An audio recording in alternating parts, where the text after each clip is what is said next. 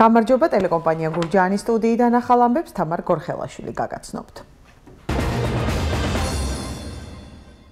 ბოლო ერთი კვირაა სამედიცინო დაწესებულებებში მიმართვიანობა გაიზარდა. ვირუსული და სეზონური ინფექციები, მათ შორის ჩუტყვავილა, კუნთრუშა, ძირითადად ბავშვებშია გავრცელებული. რა სიმპტომები აღენიშნებათ მცირეწლოვნებს, რამდენად საგანგაშოა მდგომარეობა და რას ურჩევენ ექიმები მშობლებს. დედებმა უნდა მიაქციონ ყურადღებას იმ საშიშროების ნიშნებს, რომლის გამოხატვის შემთხვევაშიც აუცილებლად უნდა მიმართონ ექიმს. სკოლაში და სკოლამდელ დაწესებულებაში არ დაუშვან ტემპერატურით ბავშვი. გურჯაანის კულტურისა და დასვენების პარკის შესაძლოა აღდგეს. ახლა კი პარკი, სადაც წლების წინ გურჯაანელები გასართობად და დასასვენებლად იკრიბებოდნენ, დაბინძურებულია და განადგურებულია ინფრასტრუქტურა, როდის დაიბრუნებს ძველ იერსახეს პარკი. აუცილებელია, რომ ქალაქმა დაიბრუნოს თავისი სახე. ზაფხულში დიდებული ჰაერია, დიდებული ატრაქციონი უნდა მოეწყოს. თელავი ჰაერის დაბინძურების კუთხით ყველაზე სუფთა ქალაქია. გარემოს ეროვნული სააგენტოს მონიტორინგის შედეგები. თუშეთში ზამთრის ტურიზმის განვითარებისა და შესაბამისი სამთო ინფრასტრუქტურის მოწყობისთვის სპეციალური ჯგუფი მუშაობს.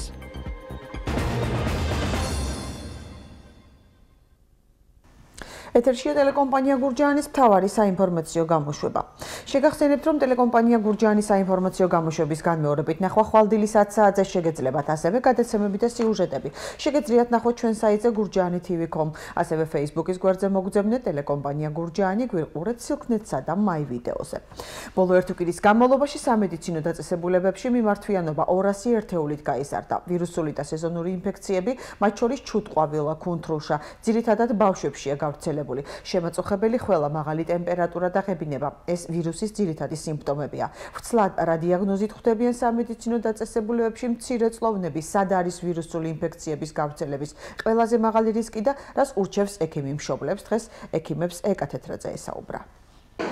სამედიცინო დაწესებულებებში პაციენტთა მიმართვიანობა გაიზარდა. ვიზიტები განსაკუთრებით პედიატრებთან გახშირდა. ზემო სასუნთქი გზების ინფექციები, ბრონხიტები, ლარინგიტები. ექიმი ნაირა სეხნიაშვილი აცხადებს, რომ ამ დაავადებებთან ერთად გავრცელებულია ბავშვთა სეზონური ინფექციებიც, როგორიცაა ჩუტყვავილა და კუნთრუშა. არის გრიპის ვირუსის ერთეული შემთხვევებიც. ვირუსული ინფექციების ძირითადი სიმპტომები კი მაღალი ტემპერატურა, სურდო, ცემინება და შემაწუხებელი ხველაა.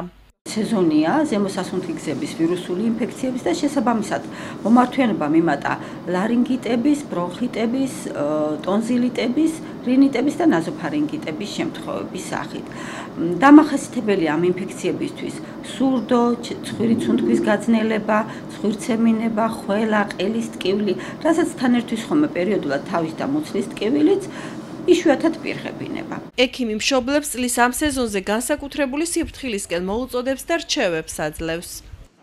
დედებმა უნდა მიაქციონ ყურადღებას იმ საშიშროების ნიშნებს, რომლის გამოხატვის შემთხვევაშიც აუცილებლად უნდა მიმართონ ექიმს. ეს არის გახანგრძლივებული მაღალი ტემპერატურები, მაღალი ცხელება 38 ნახევარი და ზემოთ, რომელიც შედარებით ძნელად ემორჩილება სიცხის დამწყებ საშუალებებს, მაღალი ტემპერატურებთან ერთად პირღებინება, ძლიერი თავის ტკივილი, ბავშვის მივარდნილობა, ამ პირიქით ზედმეტი აგზნება და მადის მკვეთრი დაქვეითება. მიმართვიანობა გაზრდილია მთელი რაიონის მასშტაბით. ბოლო ერთი კვირის სტატისტიკა გურჯაანის ჯანდაცვის სამსახურმა გამოაქვეყნა. მათი ინფორმაციით, წინა კვირასთან შედარებით რიცხვი 200 ერთეულით არის გაზრდილი, თუმცა როგორც მედიკოსები აცხადებენ, ეს სეზონისთვის დამახასიათებელია და მაჩვენებელი საგანგაშო არ არის. სკოლები და საბავშვო ბაღების სპეციალისტების განცხადებით ვირუსული ინფექციების მაღალი რისკი ძირითადად საზოგადოებრივი თავშეყრის ადგილებზეა. ამიტომ მოსახლეობას ურჩევენ ხშირად გაანიავონ ოთახები და პირადი ჰიგიენა მაქსიმალურად დაიცვან. სკოლაში და სკოლამდელ დაწესებულებაში არ დაუშვან ტემპერატურით ბავშვი და ზემო სასუნთქი გზების ინფექციით. გარდა ამისა, ხელების ხშირი დაბანა, რაც აუცილებელია, როგორც ბავშვებისთვის, ასევე დიდებისთვის და დიდებისთვის კიდევ ის, რომ უნდა იარონ აუცილებლად ნიღბებით. ბავშვი ხშირად ვერ იტანს ნიღბის ტარებას, მაგრამ უკვე მოზრდილ ასაკში შეიძლება, რომ ნიღბით იარონ, რათა არ გადასცონ სხვა ბავშვებს ვირუსული ინფექციები. სპეციალისტების ინფორმაციით, ახლა ვირუსული ინფექციების გავრცელების პიკია. მარტის მეორე ნახევრიდან კი ვირუსი უკან დაიხევს და მისი რიცხვი თანდათან შემცირდება. შესაძლოა სულ მალე გურჯაანის კულტურისა და დასვენების პარკი აღდგეს. ამის შესახებ გურჯაანის მაჟორიტარმა დეპუტატმა დავით სოღულაშვილმა დაანონსა. პარკი, სადაც წლების წინ გურჯაანელები გასართობად და დასასვენებლად იკრიბებოდნენ, დღეს უფუნქციოდაა დარჩენილი. განადგურებულია ინფრასტრუქტურა და დაბინძურებულია ტერიტორია. ერთ დროს გურჯაანელების საყვარელი გასართობი ადგილის ბედით დღეს ვერაიაშვილი დაინტერესდა. გურჯაანის კულტურისა და დასვენების პარკმა, რომელიც 80-90-იან წლებში ქალაქისთვის მთავარ რეკრეაციულ ზონას წარმოადგენდა, შესაძლოა სულ მალე თავისი ძველი ფუნქცია დაიბრუნოს.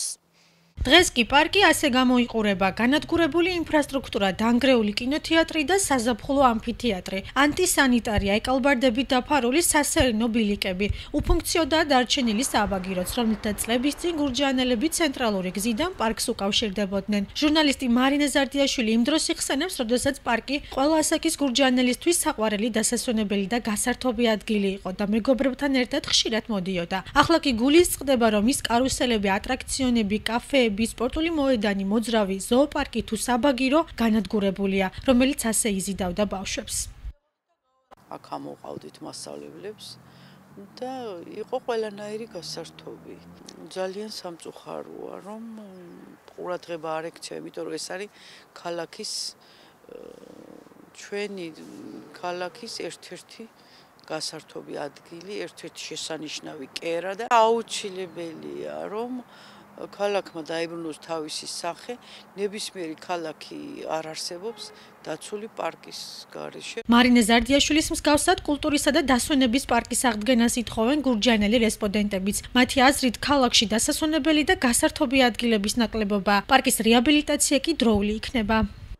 ზაფხულში დიდებული ჰაერია, დიდებული ატრაქციონი უნდა მოეწყოს.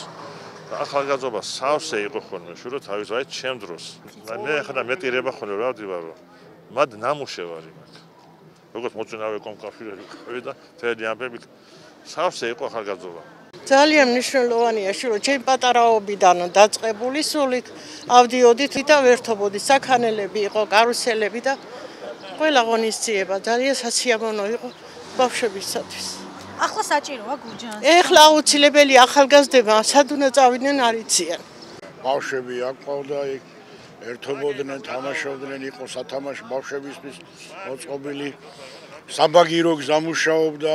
თუ როდის დაიბრუნებს გურჯაანის კულტურისა და დასვენების პარკი თავის ძველ ფუნქციას, ამაზე მუნიციპალიტეტის გამგეობა საჯარო კომენტარს არ აკეთებს. პირად საუბარში განმარტავენ, რომ პარკის რეაბილიტაციას დიდი თანხა სჭირდება, რისი საშუალებაც ადგილობრივ ბიუჯეტს არ აქვს. ამიტომ დახმარებას ინფრასტრუქტურის სამინისტროსგან ელოდებიან. კულტურისა და დასვენების პარკის აღდგენით გურჯაანის მაჟორიტარი დეპუტატი დავით სოღულაშვილიც არის დაინტერესებული. მან 2 დღის წინ მუნიციპალიტეტის ახალგაზრდებთან შეხვედრის დროს პარკის უახლოეს მომავალში რეაბილიტაცია დაანონსა. თელავი ჰაერის დაბინძურების კუთხით ერთ-ერთი ყველაზე სუფთა ქალაქია. ეს ინფორმაცია გარემოს ეროვნულმა სააგენტომ გარემოს დაბინძურების მონიტორინგის შედეგების პრეზენტაციაზე გამოაქვეყნა. 2015 წელს გარემოს ეროვნულმა სააგენტომ ატმოსფერული ჰაერის დაბინძურების ინდიკატორული გაზომვები თელავის სხვადასხვა წერტილებში განახორციელა და შედეგები ბრიტანეთის აკრედიტებულ ლაბორატორიაში ანალიზების ჩასატარებლად გადააგზავნა.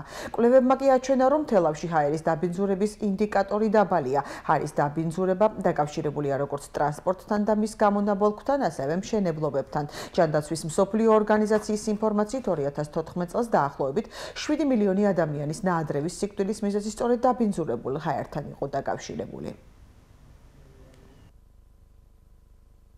განათლებისა და მეცნიერების მინისტრის ინიციატივით საჯარო სკოლებში საგაზაფხულო არდედეგები დაწესდება. ყოველ წელს მოსწავლეები 8-დან 15 მარტამდე დაისვენებენ, რაც შეეხება აღდგომის დღესასწაულთან დაკავშირებულ დასვენებას. სკოლებში სასწავლო პროცესი 12 აპრილს შეწყდება და 18 აპრილს განახლდება. ზაფხულის არდედეგები კი 15 ივნისს დაიწყება და სწავლა 15 სექტემბერს განახლდება. საგაზაფხულო არდადეგები დაიწყება 7 მარტს გაკვეთილების შემდეგ და სწავლა განახლდება 15 მარტს. სააღდგომო არდადეგებიც ასევე დიდი ხუთშაბათიდან დაიწყება 4 შაბათს გაკვეთილების შემდეგ დაიწყება სააღდგომო არდადეგები, რომელიც სწავლა აღდგება და განახლდება 3 შაბათს დილით უკვე გაკვეთილებზე უნდა მივიდნენ. დედოფლის წყაროში ელია თესბიტელის ტაძარში 4 თვია ღვთისმსახურება შეწყვეტილია. დედოფლის წყაროს გამგებლის ინფორმაციით ეკლესიის ასასვლელ კიბეებსა და თაღს კლდიდან მოწყვეტილი ლოდი დაეცა და სწორედ ამიტომ შეწყდა ღვთისმსახურება. მისივე განმარტებით ტაძარში არსებული მდგომარეობა კულტურული მემკვიდრეობის დაცვის ეროვნული სააგენტო სპეციალისტებმა უკვე შეისწავლეს, თუმცა როდის დაიწყება რეაბილიტაცია, ამის შესახებ ინფორმაცია არ აქვს. ელია თესბიტელის ტაძარი მეოთხე საუკუნის განეკუთვნება და კულტურული მემკვიდრეობის ძეგლის სტატუსი აქვს მინიჭებული.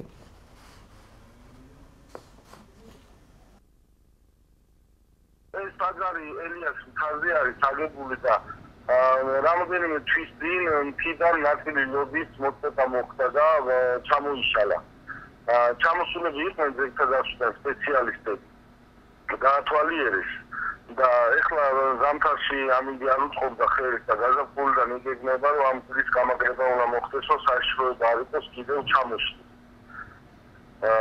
ამ ქვეყნის და შემდეგ არ ახდება მაგრამ უშუალოდ თარიღების მიხედვით ვერ გეწყვეტი თუშეთში ზამთრის ტურიზმის განვითარებისა და შესაბამისი სამთო ინფრასტრუქტურის მოწყობისთვის სპეციალური ჯგუფი მუშაობს. საველე სამუშაოებს სამთო ექსპერტები ახმეტის რაიონისა და თუშეთის 12 სოფელში სპეციალური თოვლმავალი ტექნიკით ახორციელებენ. აქცია პერფორმანსი თელავში არასამთავრობო ორგანიზაციამ განათლების პროგრამა მომავლის თაობა ქალაქის მთავარი ავტომაგისტრალი რამდენიმე წუთის განმავლობაში გადაკეტა და მძღოლებს საგზაო მოძრაობის წესების დაცვისაკენ მოუწოდა. აქციაში მონაწილეობა თელავის სხვადასხვა საჯარო სკოლის მოსწავლეებმა მიიღეს.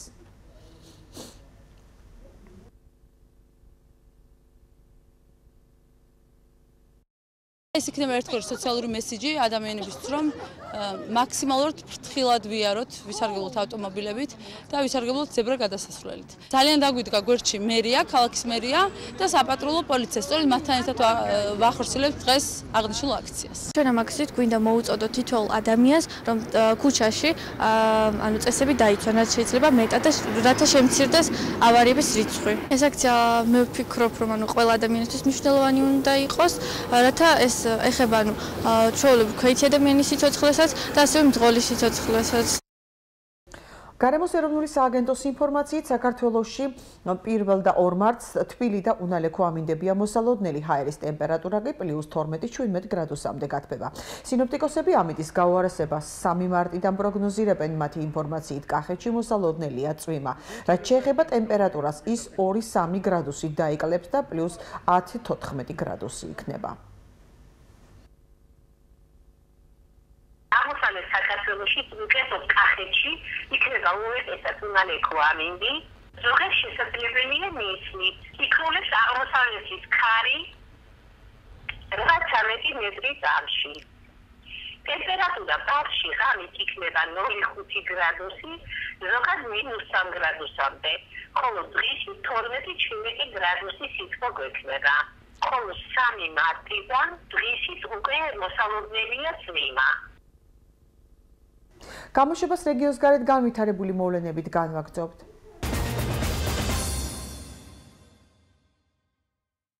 დეკანოზ გიორგი მამალაძის ადვოკატებმა მათი დაცვის ქვეშ მყოფისა და მისი ოჯახის უსაფრთხოების დაცვის უზრუნველყოფის მოთხოვნით პროკურატურას ოფიციალური განცხადებით მიმართეს. როგორც განცხადების შეტანის შემდეგ ჟურნალისტებს დეკანოზის ადვოკატმა გიორგი ფანცულაიამ განუცხადა, უსაფრთხოების საკითხის უზრუნველყოფა მას შემდეგ უფრო აუცილებელი გახდა, რაც დეკანოზმა გამოძიებას ჩვენება მისცა. საქართველოს პრეზიდენტი გიორგი მარგველაშვილი საერთაშორისო სავალუტო ფონდის წარმომადგენლებს შეხვდა. შეხვედრაზე საუბარი შეეხო საერთაშორისო სავალუტო ფონდის ახალ 3 წლიან გეგმას, საქართველოში არსებულ ეკონომიკურ ვითარებას, ფისკალურ და მონეტარულ პოლიტიკას, ქვეყნის ეკონომიკური ზრდის მაჩვენებელ საპენსიო რეფორმას და კაპიტალის ბაზრის განვითარების საკითხებს. ეს შეხვედრა უკიდურესად მნიშვნელოვანი იყო, რადგანაც განხილული იყო ახალი 3 წლიანი საერთაშორისო სავალუტო ფონდის გეგმა. აღნიშნულიდან გამომდინარე, ჩვენ ვისაუბრეთ ისეთ უმნიშვნელოვანეს საკითხებზე, როგორიც არის საქართველოს ფისკალური პოლიტიკა, მონეტარული პოლიტიკა, სოფლის მეურნეობის განვითარების შემაფერხებელი ფაქტორი, რაც გახლავთ მიწის რეგისტრაციასთან დაკავშირებული საკითხები. იგეგმება მიწის რეგისტრაციის უფრო გააქტიურება, თუმცა მივიჩნევთ, რომ იმისათვის, რომ უფრო სწრაფი და დინამიური იყოს სოფლის მეურნეობის განვითარება, ვითარება ამ ქვეყანაში გადამწყვეტი მნიშვნელობა აქვს საკანონმდებლო აი ამ ინიციატივების უფრო აქტიურ იმპლემენტაციას. ამასთანავე ჩვენ ვისაუბრეთ საპენსიო რეფორმაზე, კაპიტალის ბაზრის შექმნაზე. ჩვენ მივიჩნევთ იმას, რომ ბიზნეს უნდა ჰქონდეს წვდომა გარდა კომერციული ბანკებიდან სესხის აღების, ამასთანავე კაპიტალის ბაზრებიდან მოიძიონ დამატებითი რესურსი. მნიშვნელოვანია მცირე და საშუალო ბიზნესის განვითარების შემაფერხებელი ფაქტორები, რადგანაც ქვეყნის პრეზიდენტისთვის გადამწყვეტი მნიშვნელობა აქვს უმუშევრობის დონის შემცირებას. საქართველოს თავდაცვის მინისტრი ლევან იზორია საქართველოში უკრაინის ახლად დანიშნულ ელჩს იგორ დოლგოვს შეხვდა. გაცნობითი ხასიათის შეხვედრაზე მხარეებმა საქართველოსა და უკრაინას შორის თავდაცვის სფეროში ორმხრივი თანამშრომლობის ფარგლებში არსებული საკითხები განიხილეს და მჭიდრო თანამშრომლობის გაგრძელების სურვილი ამ შეხვედრის ფარგლებში, რომ საქართველოს უკრაინას შორის არსებული ტრადიციული, მეგობრული და მჭიდრო ურთიერთობები უნდა გაღრმავდეს მომავალში, ამ მიზნით უკვე თვის ბოლოს იგეგმება ჩემი ვიზიტი უკრაინაში, სადაც შესაძლებლობა მოგვეცემა ბუნებრივია ჩვენი ორმხრივი ურთიერთობის გაღრმავებისა სამხედრო სფეროში, ასევე თქვენ იცით, რომ ძალიან მჭიდრო თანამშრომლობთ საერთაშორისო წვრთნების ფარგლებში, ჩვენ წელს ველოდებით გაზრდილ კონტინგენტს მრავალეროვნული წვრთნების ფარგლებში უკრაინის მხრიდან და მიმართულებით ინტენსიურად გავაგრძელებთ უკრაინელებთან თანამშრომლობას. მოხარული ვარ, რომ დღეს მქონდა საქართველოს თავდაცვის მინისტრთან შეხვედრის შესაძლებლობა. ეს ერთ-ერთი პირველი ოფიციალური შეხვედრაა ჩემი თბილისში ყოფნის ხანმოკლე პერიოდში. თავდაცვის სამინისტროებს შორის, ასევე საქართველოსა და უკრაინას შორის სამხედრო სტრატეგიული და პოლიტიკური თანამშრომლობა ჩვენთვის პრიორიტეტულია. მოხარული ვარ, რომ ამ შეხვედრაზე მინისტრის გაცნობის გარდა განვიხილეთ უახლოესი გეგმები, შტაბების ურთიერთობა, ქართველი და უკრაინელი სამხედროების და რა თქმა უნდა თავდაცვის სამინისტროების ხელმძღვანელებს შორის კონტაქტები.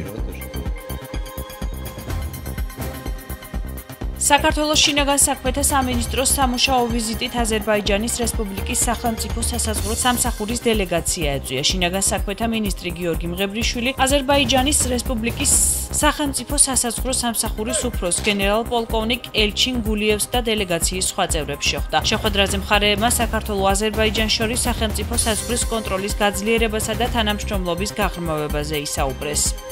ჩვენი მიზანია ქვეყანას შორის სახელმწიფო საზღვრის კონტროლის კიდევ უფრო გაძლიერება და საომავლო თანამშრომლობის გაღრმავება, რაც თავის მხრივ ჩვენი ქვეყნების უსაფრთხოებას შეუწყობს ხელს.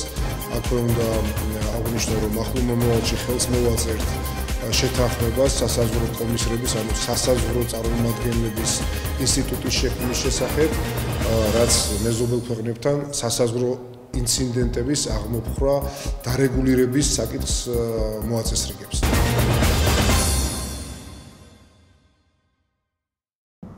გამოშვებას უცხოეთის ახალი ამბებით განვაგრძობთ.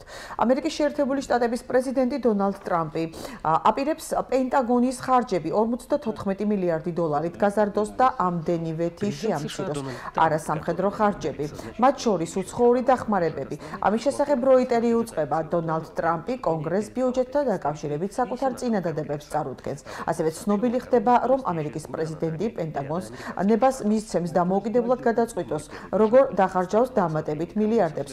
მოსალოდნელია, რომ პრეზიდენტი კონგრესს შესთავაზებს მნიშვნელოვნად შეამციროს ფედერალური სააგენტოების უმრავლესობის ბიუჯეტი, მათ შორის გარემოს დაცვის სააგენტოსიც.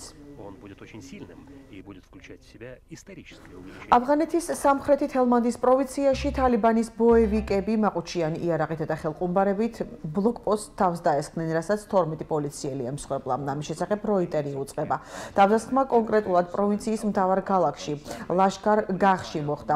ტერორისტებმა თავდასხმის შედეგად პოლიციელების იარაღი გაიტაცეს. ხელისუფლება ვარაუდობს, რომ თავდამსხმელებს ინფორმაცია ადგილზე მყოფმა ერთ-ერთმა პოლიციელმა მიეწოდა, რომელსაც ამ დრომდე ვერ პოულობენ. ახლა კი საინტერესო ამბები, რომელიც პალიტრა TV-მ გაავრცელა. პროექტი ლურჯი არის უახლესი ამბიციური ინიციატივა, სურათები გადაუღოს ალფა კენტავრის დედამიწის მეზობელი galaktikis პლანეტებს სიცოცხლის აღმოჩენის მიზნით. პროექტი მიზნად ისახავს მაცივრის ზომის ტელესკოპის აშენებას და კოსმოსში გაშვებას, რათა მან აღმოაჩინოს და აღბეჭდოს დედამიწის მსგავსი ეგზოპლანეტები, რომლებიც მეზობელ galaktikაში მოძრაობენ. პროექტის სახელიდან გამომდინარე, ტელესკოპის ფუნქცია იქნება იპოვოს ისეთი პლანეტები, რომლებსაც ლურჯი ელფერი ექნება, რაც შესაძლოა იმის მიმანიშნებელი იყოს, რომ იქ წყალია ან პლანეტის გარშემო ატმოსფეროა. ტელესკოპის კოსმოსში გაშვება 2019 წლისთვის იგეგმება და ის იქ 2 წელს დაჰყოფს. თუთიყუში, რომელიც ყებს, ყველასათვის ცნობილია, რომ თუთიყუშებს ადამიანის საუბრისა და ხმის იმიტაცია შეუძლია. მათ ცხოველის მიბაძვად შეუძლიათ. ეს შემთხვევა ძალიან სახალისოა. ძაღლებსაც კი ერევათ ეს თუთიყუში ძაღლში. რა არის მისი საიდუმლო მსახიობური ნიჭი თუ მეცნიერული მიღწევა?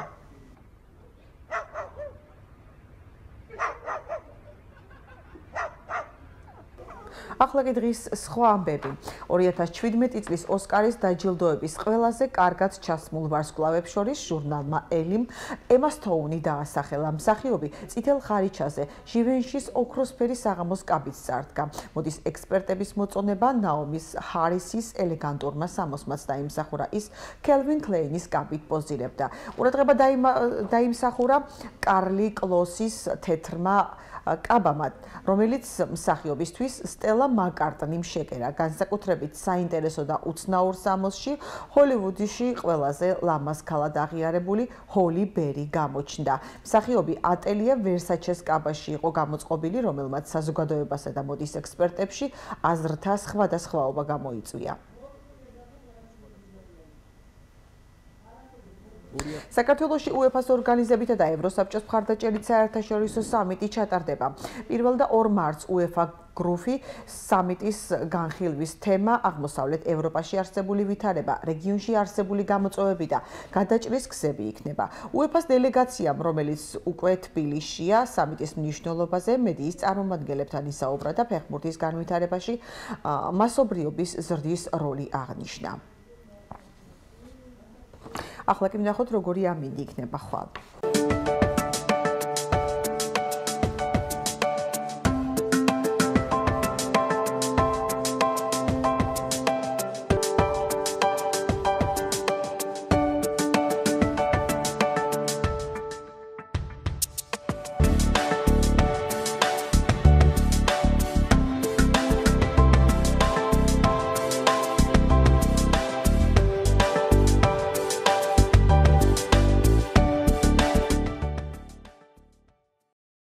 ტელეკომპანია გურჯაანის ახალი ამბების განმეორებით ნახვა ხვალდილის 10 საათზე შეგეძლებათ. გარდა ამისა, ტელეკომპანია გურჯაანის გადაცემები და სიუჟეტები შეგიძლიათ ნახოთ ჩვენ საიტზე gurjani.tv.com, ასევე Facebook-ის გვერდზე მოგძებნეთ ქართული შრიფტი ტელეკომპანია გურჯაანი, გვიყურეთ სიგნეტსა და მაი ვიდეოზე. ჩვენი გამოშვება კი ამით დასრულდა. ნახვამდის.